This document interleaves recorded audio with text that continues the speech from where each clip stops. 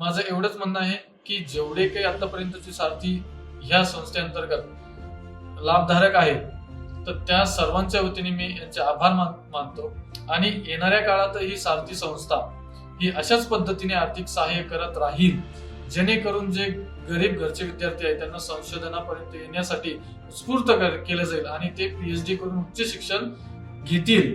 त्याच्यामुळे येणाऱ्याही काळात सारथी संस्था ही मोठ्या प्रमाणात विद्यार्थ्यांना लाभ देणार आहे आणि जे काही येणारे विद्यार्थी आहेत त्यांनाही याचा लाभ मिळणार आहे.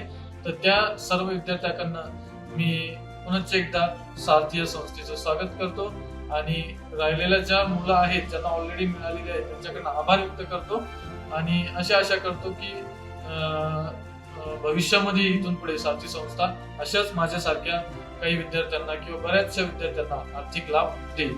धन्यवाद.